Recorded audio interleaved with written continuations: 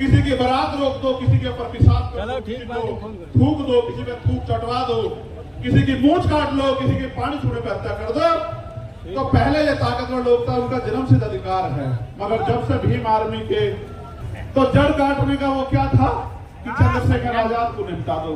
देखो वो तो बच्चे हैं, की रक्षा जो है सम्राट वीर भोज के वंशज करते हो, जिसकी रक्षा वंशज करते हो, जिसकी रक्षा गुरु गोविंद सिंह जी के बच्चे करते हो, जिसकी रक्षा सतगुरु रविदास जी महाराज के बच्चे करते हो, जिसकी रक्षा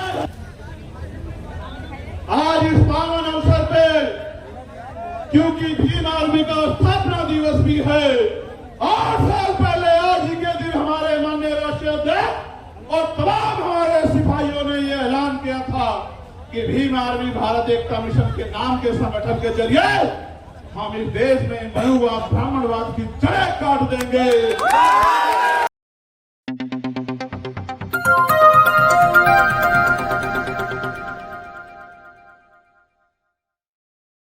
जांच की मांग करने मैं आपको बता दूंगा। मैंने समाज को इसलिए बुलाया अपने नाम से क्योंकि मैं जानता हूं कि चाहे आप पे एक रोटी कम हो, चाहे आपको पानी ना मिले, चाहे गर्मी आपको कितनी परेशान कर रही हो, लेकिन आप मेरी बात के साथ खड़े रहोगे। और दिल्ली में आज आपने इतिहास लिख के दोबारा दिखा दिया मेरे लोगों। मुझे गर्व है, मुझे गर्व है कि मैं गरीब समाज में जन्मा था। मेरा समाज ग्रेट है और मेरा समाज सम्राट अशोक की तरह ग्रेट रहेगा। ये बात मैंने आपको इसलिए बताई कि आज के जो हालात है ना, इन हालातों में गरीब के बेटे को रोकना जो ईमानदार भी और संघर्षशील भी है और जिसके गले में पट्टा नहीं है किसी का, वो बड़ा खतरनाक है।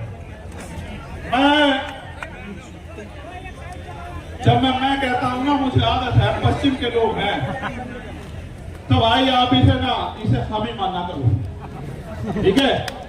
इसे आप हम मानना करो सारे, क्योंकि भाई मैं भी तो भीम आर्मी का आपकी तरह सिखाई हुआ छोटा था। सबसे पहले मैं धन्यवाद दूंगा जो पैदल चल के आए, दोनों हाथ उठा के उनका बहुत बहुत धन्यवाद। फिर मैं धन्यवाद दूंगा उनका जो साइकिल से आए, फिर मैं धन्यवाद दूंगा उनका जो बारिश में भीगे, तमाम तरह की मुसीबतों का सामना करा, उनका हौसला नहीं देगा, जिन्होंने औरों को भी प्रेरित किया।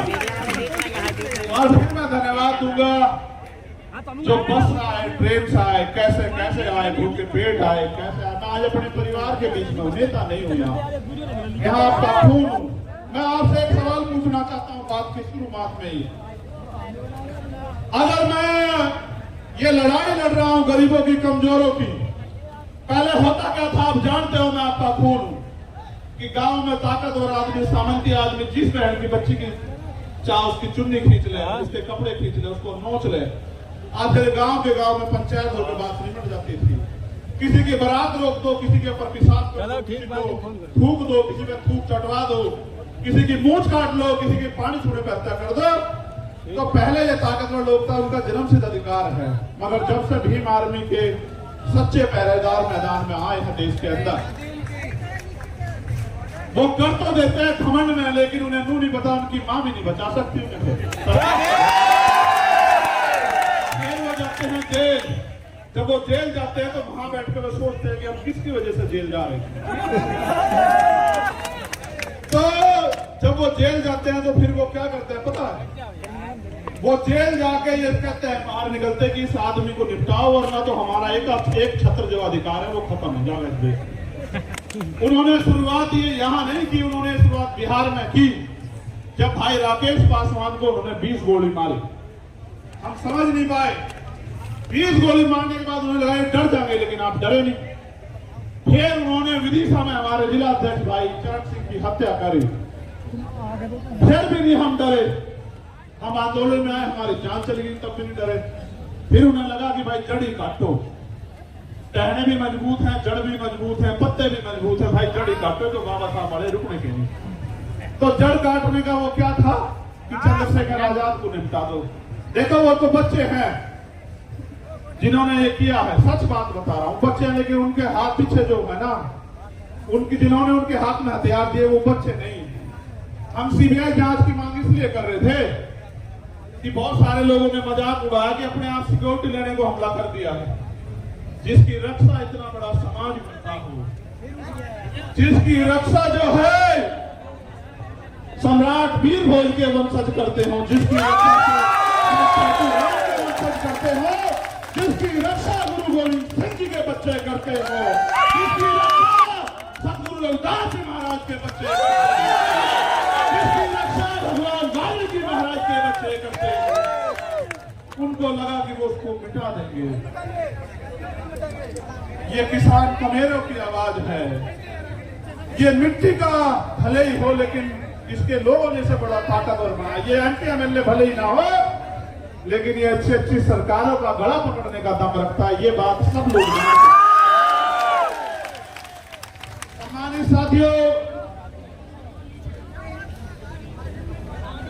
आज इस पावन अवसर पे क्योंकि भीम आर्मी का स्थापना दिवस भी है, 8 साल पहले आज ही के दिन हमारे माननीय राष्ट्रीय अध्यक्ष और तमाम हमारे सिपाहियों ने यह ऐलान किया था कि भीम आर्मी भारत एकता मिशन के नाम के संगठन के जरिए हम इस देश में बहुवाद ब्राह्मणवाद की जड़ काट देंगे। जो कारवां एक छप्पर से चला, आज वो कारवां सैलाब के रूप में दिल्ली की सड़कों पे है। प्राइमरी स्कूल के मास्टर के इस बेटे ने कभी सोचा नहीं था कि अगर ईमानदारी से काम करने वाले को इतना प्यार मिलता है तो फिर लोग ईमानदारी से क्यों नहीं काम करते।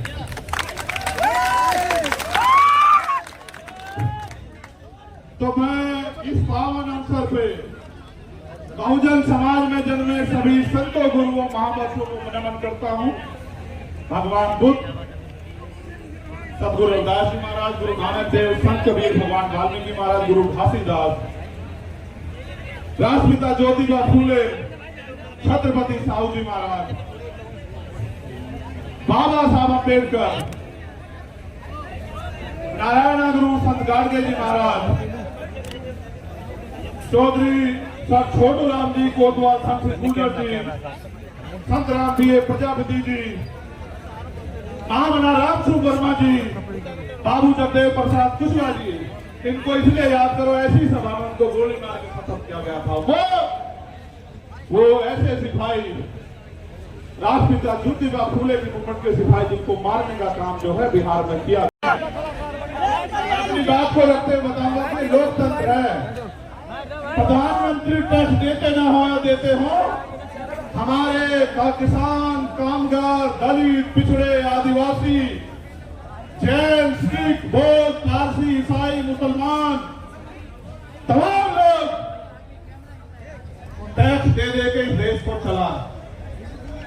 इसलिए देश के संसाधनों पे हमारा अधिकार ज्यादा बैठता है और हम इस देश में मांगने के लिए पैदा नहीं हुए, इस बात को आप लोग याद रखें।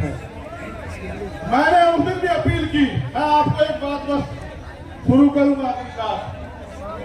आप जानते हो जब मैं पहली बार जेल गया 8 जून 2017 को, भाई बैठ जाओ, देखो तुम खराब कर रहे हो, लौट जाओ मगर खड़े ना हो भाई, ठंडा फिर बैठ जाओ, ऐसा ना करो, मजाक बढ़ेंगे मेरी बात नहीं, मेरी मजाक बढ़ेगी, ये वाले तो निकाल यादव जी। तो जब मैं पहली बार जेल गया, आपको पता है कि मैं जब भी जेल गया मैं अपनी व्यक्तिगत लड़ाई में कभी नहीं गया, इस बात को जानते हैं, मेरा समाज इस बात को जानता। अगर मैं झूठ कह रहा हूं तो समाज हाथ उठा के बताओ कि मैं गलत कह रहा हूं। जब मैं पहली बार जेल गया और जाने से पहले जब पूरी सरकार मेरे पीछे पड़ी हुई थी और ये कहा जा रहा था, डीजीपी का ये बयान आया एडीजी लॉ एंड ऑर्डर का, कह रहे सरेंडर नहीं कर देंगे चंद्रशेखर को,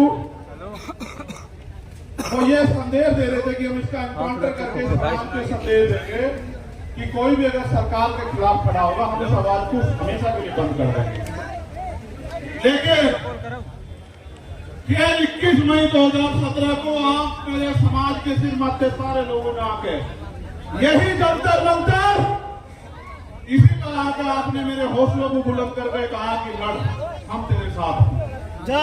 बिना राज का दिन, चाहे मैं सीएम तेरा नाम से मैं जेल गया हूँ, चाहे मैं ऐसी एक ताकत को लेके गुरु रविदास घर की तरफ चल दिया था, जब इन्होंने मेरी 250 लाख भी मारकर खाल उतार दिए कि सच्चो साहब अब तो एसीपी हो गए, जहाँ रात में मुझे जानवर की तरफ मारकर घेरा गया, वो यही खड़े हैं। उनके जो साथी जिस थाने में मुझे मारा गया था, 2-3 बार, वो भी मुझे सवेरे मिले थे। मैंने उनसे एक दिन पहले भी ये बात कही, जब मैं पहलवान का सरदार भी भूलता नहीं था, जिसने 1 इंच भी साथ दिया, कतरा कतरा उसके लिए बात दूंगा, लेकिन जिसने मेरे लोगों को बताया, क्योंकि आप जानते हैं कि मैं संविधान में विश्वास रखता हूं, चलो माफ कर दूंगा उसे भी, गरीबों के मसीहा चंद्रशेखर भैया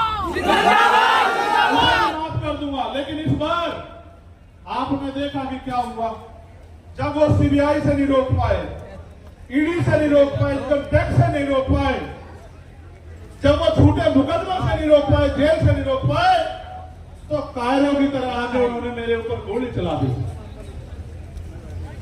आपकी गोली की तमन्ना सच्ची थी और मेरे लोगों के खून के आंसुओं की संघर्ष की तमन्ना सच्ची थी।